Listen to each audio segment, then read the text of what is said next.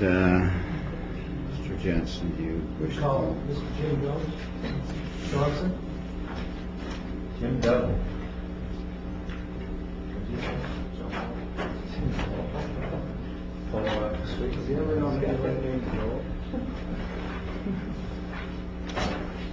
Jim Johnson. Jim Johnson, thank you.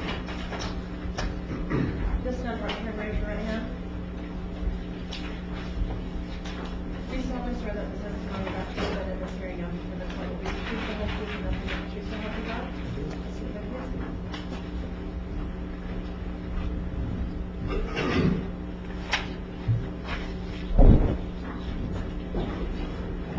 Mr. Johnson, how are you? Good. Appreciate you spending the time to be with us this afternoon. Would you please state your name for the court? James R. Johnson. Okay. And how do you know Mr. Martinez? I have been an acquaintance of Mr. Martinez for a number of years. We're in a circuit of congregations that meet together 3 times a year. Okay. And I've dealt with him on those occasions. And are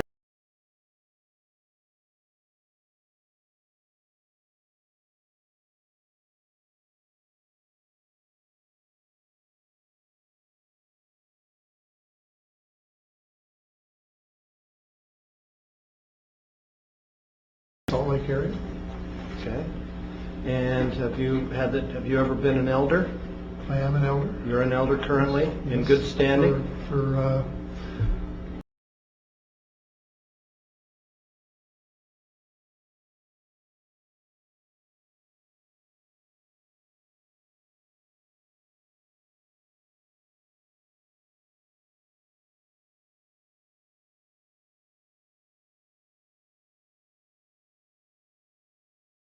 matter.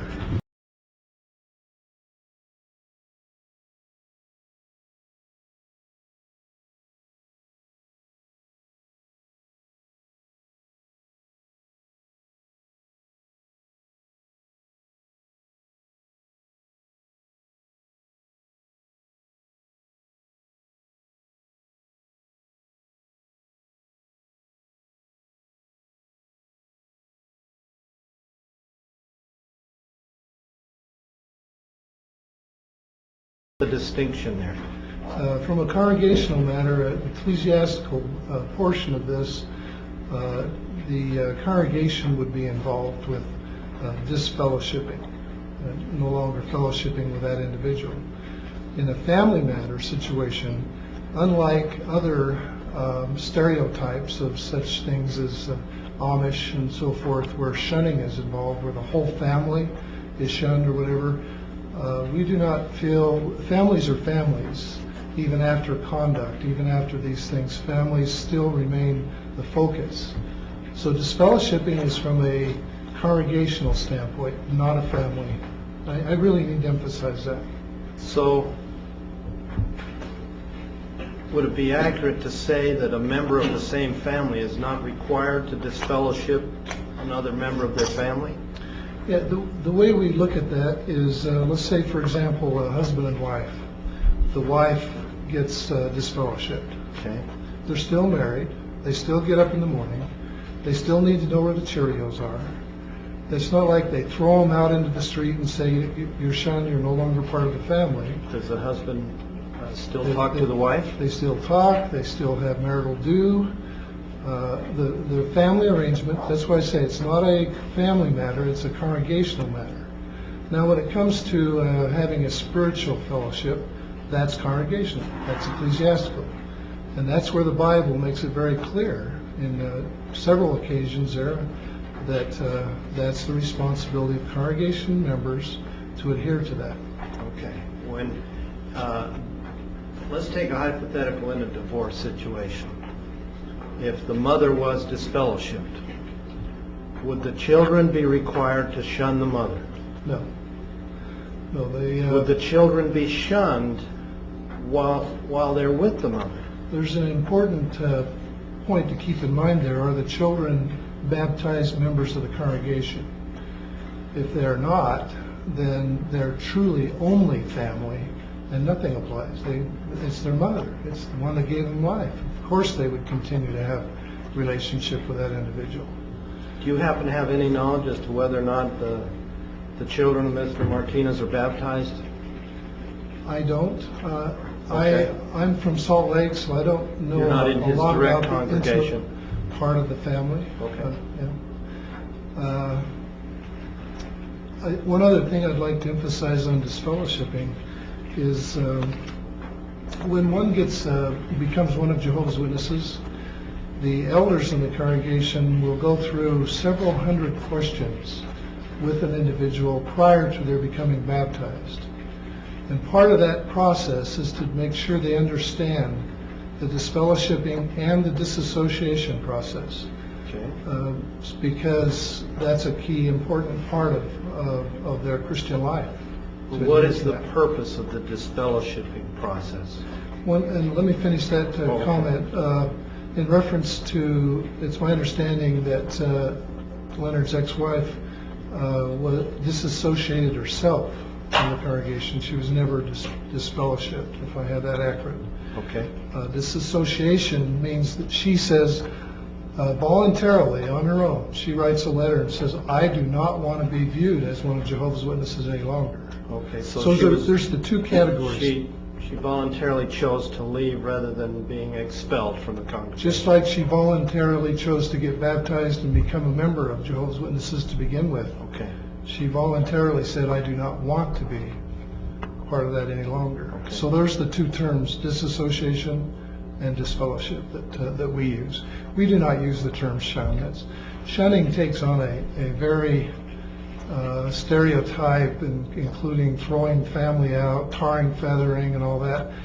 We treat that very similar. Most organizations that I know either have an excommunication process or a disfellowshipping process in reference to their people.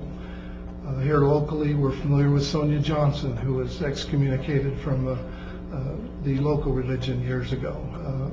People have that. That's a common thing within our organizations. Do you know of any religion that allows someone to,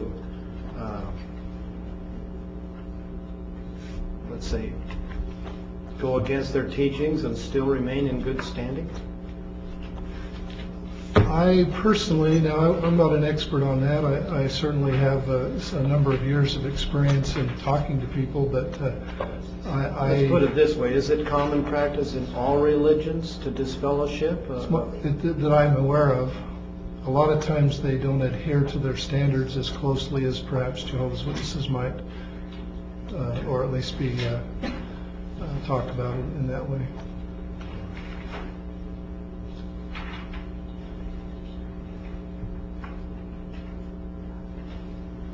That's all I have. Ross? Thank you, Your Honor. Is there a magazine that the organization publishes called The Awake magazine? There it is. Yes. What's that? The Awake magazine is a semi-monthly magazine that has various articles in it, more focused around world events.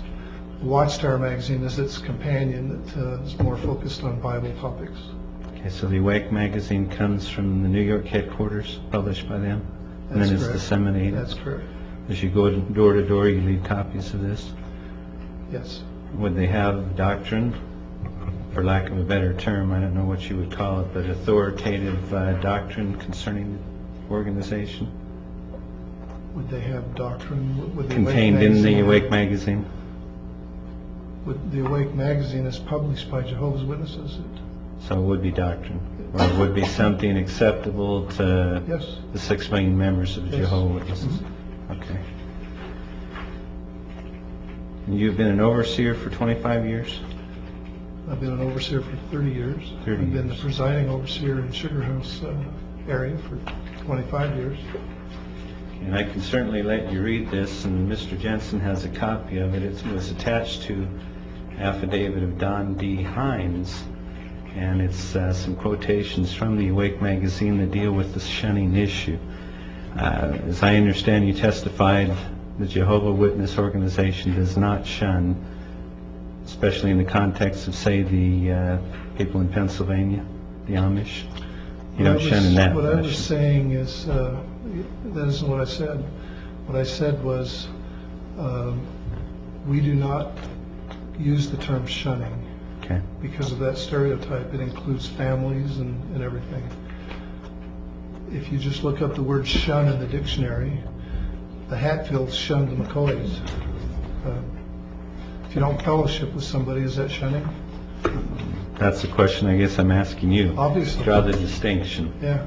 And it is a difference, in your opinion? In a congregational matter, as I stated earlier, disfellowshipping applies to the congregation situation. And I don't think the term shunning is all that appropriate. It has a connotation that, and if you look through all our publications, you'll find very few times that the word's actually used, and generally it's used in regard to conduct. Shun gambling, or shun alcoholism, or shun whatever. That's usually the context. Let me just, we're short on time here. I'm not sure if you're familiar with this, but in, where is it, 1 Corinthians, there's a quote that's talked about in this article. It says, Paul told the congregation, quit mixing in company with anyone called a brother, that is a fornicator or a greedy person or an idolater or a reveler or drunkard or an extortionist, not even eating with such a man. Yeah, you're quoting from chapter 5 of 1 Corinthians. Right. 11 through 13. You didn't get it all. At the beginning it says it's talking about fornication is reported among you, and it talks about this individual had fornicated with his father's wife. And then in verse 5 it says, hand such a man over to Satan for destruction of the flesh, in order that the spirit may be saved in the day of the Lord. Clear away the old leaven, that you may be a new lump, according to as you are free from ferment. So, yeah, that's in the Bible. So if you have an idolater, a reveler, or fornicator, whichever term you want to use, that person is disfellowshipped. What status do they have now as a disfellowshipped, baptized member of the congregation? Being a congregational matter, they would no longer be a part of the congregation. How are they looked on? What's their status? No longer as one of Jehovah's Witnesses. And that's it. They're not. The congregation isn't told to despise or hate or look upon that person as an evil person that had the truth and has now lost it and is a follower of the devil. The congregation, the title disfellowship means no fellowship. So the congregation is admonished not to fellowship with that individual. As Paul said here, it introduces the potential of leaven into the congregation. That person might convince you that fornicating's fine, go ahead and do it. It's bad association, so that's what they're told. Okay, so don't associate with them at all. If you were out in the middle of the country and you drove by and they had a flat tire, what would you do? I would stop and help them, but what would Jehovah's you do? Witnesses would stop and help that person. What if It's they're... the main thing to do. They're stuck in a storm, their tire's flat, put them in the car, take them down, but you wouldn't talk about the latest article in the Awake magazine, and that's fellowship. That's what we define as fellowship. Okay, again, my question, if you could give me a direct answer, is an individual has been disfellowship considered demonic? No, and every case is different. One individual might get disfellowship because they really were wicked, a wicked person. Another person may get disfellowship because they inadvertently fell into some practice and at some point in time will repent of that. They're not wicked at all. What they did is bad and had to be dealt with, but the individual is not a wicked individual, and the mercy of God, they'll be allowed to repent and to make their way back. Okay, so and based on that, the elders meet with them and are instructed to meet with them once a year to look for individuals like that can make their way back into a repentant relationship with their Creator. So the one that's really wicked, they're demonic. Well, you asked me if all disfellowshipped ones are wicked. It depends on the situation. No, you gave me two examples, and I'm referring to the one that is really wicked. Are Okay. they to be treated as a demonic individual and no association